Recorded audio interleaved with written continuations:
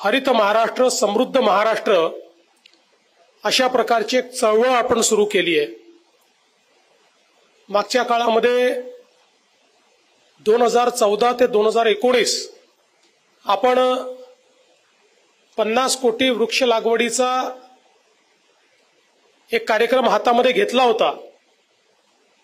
आणि अतिशय यशस्वीपणे तो कार्यक्रम आपण पार पाडला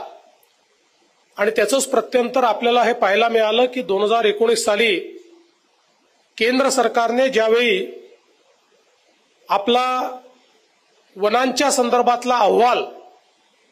आणि ग्रीन कव्हरेजच्या संदर्भातला अहवाल हा जाहीर केला त्यावेळी महाराष्ट्र एकमेव राज्य असं होतं की ज्या ठिकाणी वनच्छादन आणि ग्रीन कव्हर हे वाढलेलं दिसत होतं आणि महाराष्ट्राच्या जनतेने हा महाराष्ट्र सरकारच्या त्यावेळी जो काही आपण कॉल दिला होता आमचे तेव्हाचे वनमंत्री सुधीरभाऊ मुनगंटीवार यांच्या नेतृत्वात वन विभाग असेल किंवा इतर सर्व विभागांनी मिळून अतिशय यशस्वीपणे हा संपूर्ण कार्यक्रम चालवला होता आणि आता पुन्हा एकदा त्याच दिशेने आपण आपली वाटचाल सुरू केली आहे। महाराष्ट्रामध्ये यावर्षी आपण 11 कोटी झाडं लावणार आहोत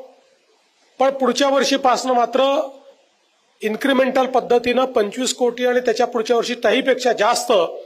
अशा प्रकारे वृक्ष लागवड करायचं आपण ठरवलेलं आहे। आणि मला अतिशय आनंद आहे की याचा नोडल विभाग म्हणून वन विभागाने अतिशय चांगलं प्लॅनिंग या संपूर्ण मोहिमेचं केलंय।